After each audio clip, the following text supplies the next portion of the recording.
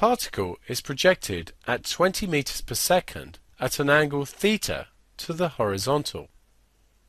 It just clears a wall at a distance of 10 meters from the point of projection after 0.75 seconds. The first thing we want to do is find theta. Let's consider the projection. The projection is at 20 meters per second at an angle theta to the horizontal. That means that the component in this direction will be 20 cos theta, and the component in this direction will be 20 sine theta.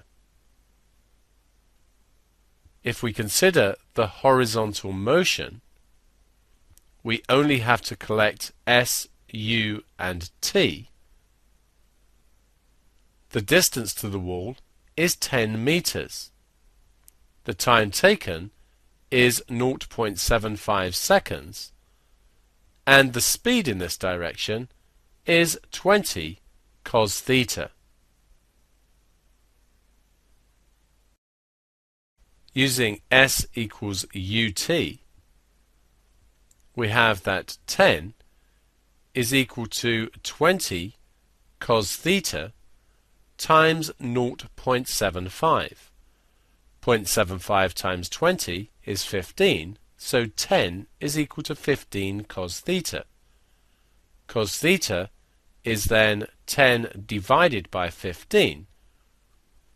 So the angle theta is going to be the inverse cosine, or shift cosine, of 10 over 15. And this calculates to give us 48.2 degrees, correct to 3 significant figures.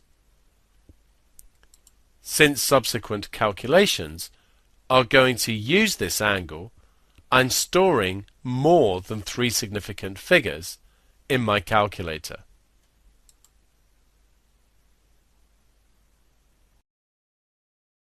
We now want to find the height of the wall, so we need to consider vertical motion. I'm going to collect the information using SUVAT and take the upward direction to be positive. Gravity, remember, acts vertically downwards. The velocity upwards initially is 20 sine theta, and we know theta is 48.18, and so on.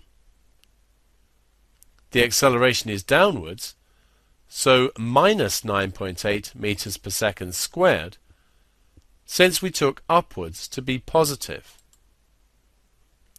The time is 0.75 seconds, and the height of the wall will be given by S. We can use S equals UT plus a half AT squared. So S is going to be U times T, and 20 times 0.75 is 15, so this will be 15 times the sine of 48.18 plus a half of A, and a half of minus 9.8 is minus 4.9 times 0.75 squared. And this is equal to 8.42 meters, correct to 3 significant figures.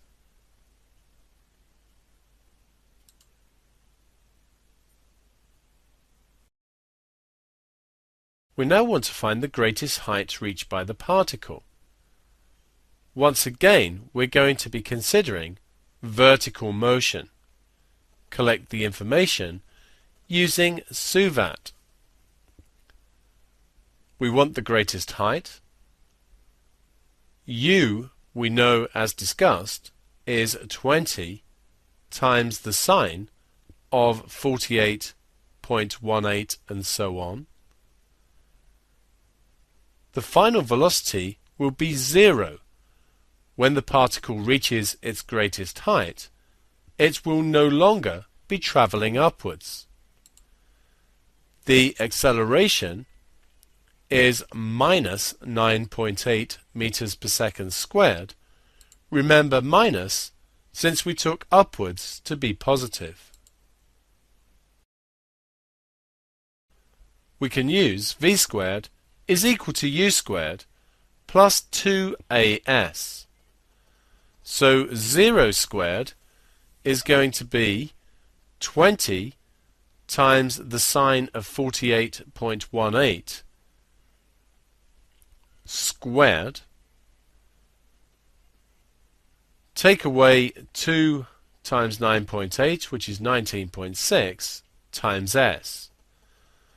So s is going to be 20 sine 48.18 all squared divided by 19.6. And this is equal to 11.3 meters, correct to 3 significant figures.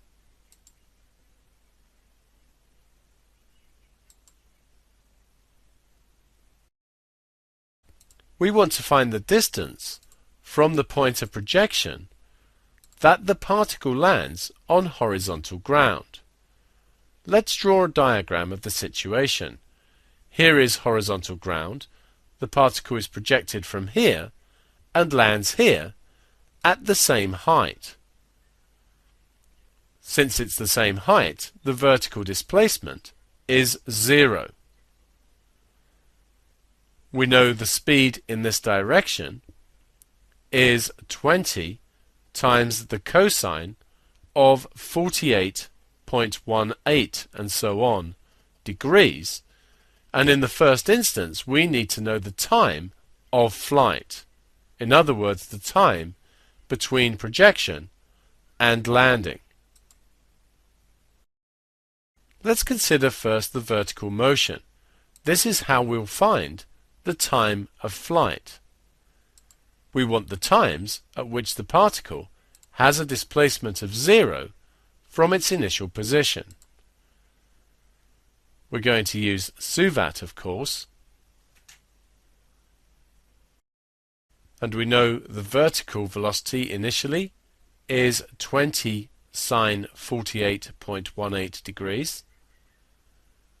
We don't need to know the final velocity. The acceleration is minus 9.8 meters per second squared. Remember, minus since it's downwards. And t is what we want to find. So we can use s is ut plus a half at squared. 0 is going to be 20 sine 48.18 times t, take away 4.9, that's a half of 9.8, t squared. We have a common factor of t, and we open a bracket, and we get 20 sine 48.18, take away 4.9 t. So either t is 0 or the contents of the bracket are 0. T equals 0 is when the particle is at its initial position. The solution to the bracket is going to be 20 sine 48.18 divided by 4.9. And this gives us the time at which the particle reaches the end point. And this gives us 3.042 seconds, keeping the answer to 4 significant figures, since we want to give our final answer to 3 significant figures. Now consider the horizontal motion. We have the time. If we look at the horizontal motion, remember we only need s, u and t since there's no acceleration. We want s. We know the speed is 20 cos 48.18 and so on.